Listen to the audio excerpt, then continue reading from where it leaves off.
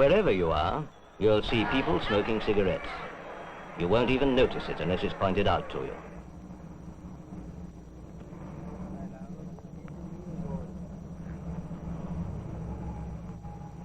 The habit of smoking is just a part of everyday life.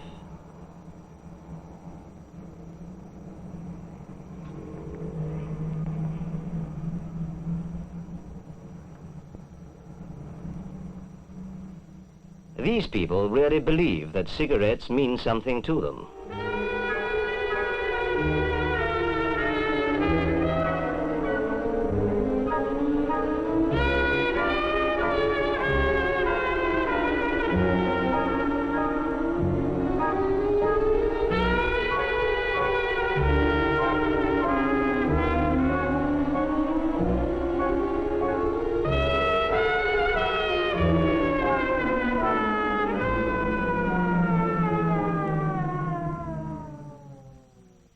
The cigarette is a tube of paper filled with loosely packed, chopped up tobacco which burns slowly given the proper draft.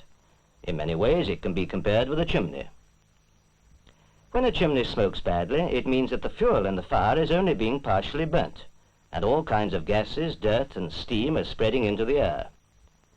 No one would think of deliberately inhaling the thick smoke from this stack. The soot and gas would soon choke one to death. Yet the cigarette is also a chimney, and the pleasure it seems to give people hides the very real danger it holds for the lungs. The human lungs are a delicate mechanism, and they can't be easily repaired if they get damaged. On the inside of the breathing tubes are very small hairs, which are like eyelashes, and are in constant movement. On these, a layer of sticky substance called mucus forms, which is constantly being moved up the breathing tube as if on a moving staircase.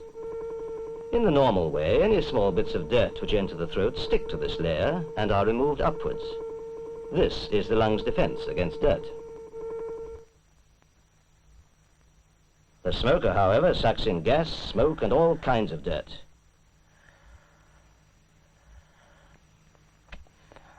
Only a fraction of which is breathed out again.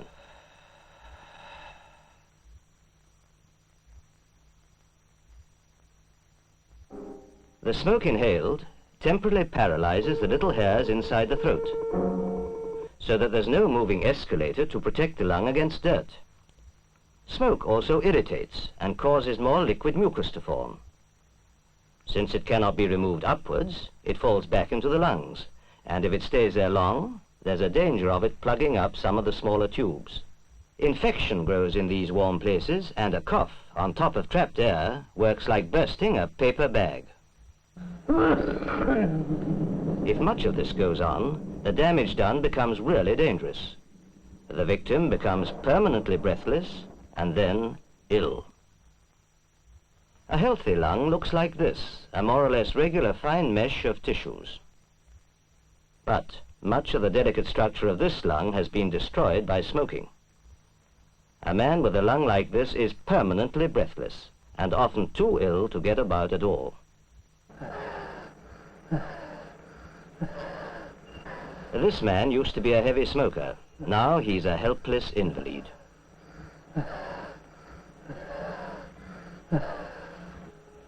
I just want you to step up and down on these steps, Mr. Major, as I tell you. Right. Come up there. Right gently, that's right. Down the other side. Turn round. 2 years ago, this man could swim with his teenage son. That's right. But now he can't. Now, would you like to sit down now? Is that about as much as you can do? No one has to tell his son not to smoke.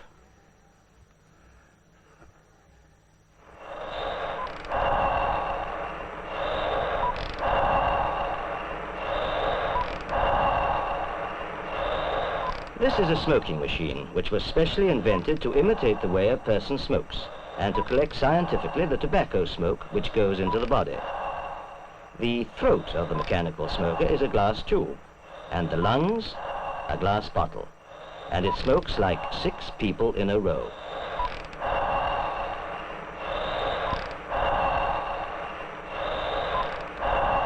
Every puff is counted.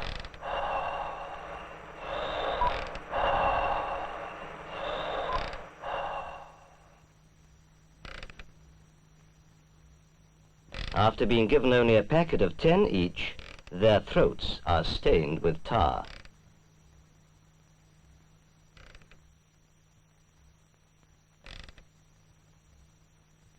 Even this small amount can be taken away and analyzed, and if the mechanical smoker goes on long enough, you can soon fill jars with this cigarette tar.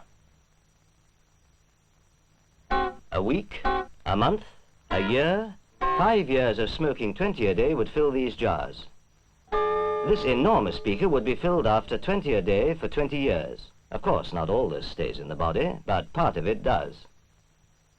Scientists examined this tar and found many complicated chemicals in it. Though smoking is not the only cause of lung cancer, it is the major one, and at least 16 of these chemicals are already known to produce cancer. Research is still going on to find out how these work in smokers. It's taking a long time because one can't experiment on live people. As a result of what scientists have discovered and doctors know, it's difficult now to find a chest doctor in this country who is still smoking cigarettes. And here's another reason. Imagine these 2 orange blocks as representing in tens of millions all the cigarettes smoked in 1910. Here are the amounts which have been smoked since then up to 1960. Compare this with the numbers of deaths from lung cancer during the same years. They're in thousands, but still going up and closely following the rising cigarette sales. Though not everyone who smokes gets lung cancer, no one knows who will. Lung cancer is an increasing menace. Why? Because people are encouraging it by smoking. There's no mistake about this, mark you. Cigarettes can kill, and if they don't kill, they can rot the lungs. In this bottle, there's the lung of a man who was a moderate smoker till this great cancer grew in his lung and killed him. If this man had known what cigarettes were going to do to his lung, he wouldn't have smoked. You do know. When one is young and feeling fit, one thinks the body can look after itself. Even when one realizes that smoking can lead to chronic bronchitis or heart disease as well as lung cancer, it's a habit which is very difficult to give up. These boys and girls may think it's clever or grown up to be seen with a cigarette, but they don't realize that for every day they smoke, they could actually be shortening their own lives.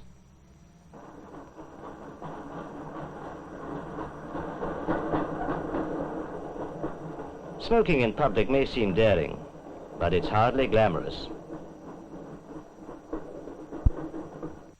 This side of smoking is never shown in advertising.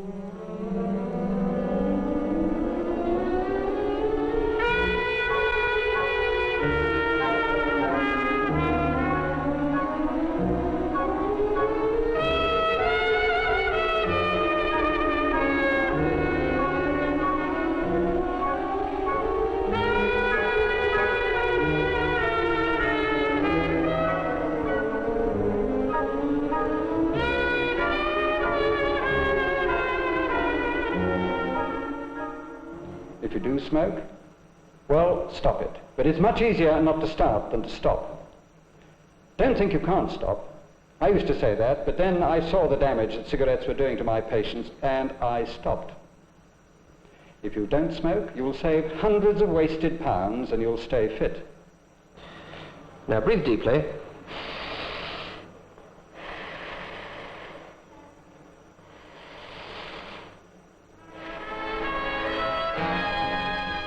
People with healthy lungs can really enjoy life.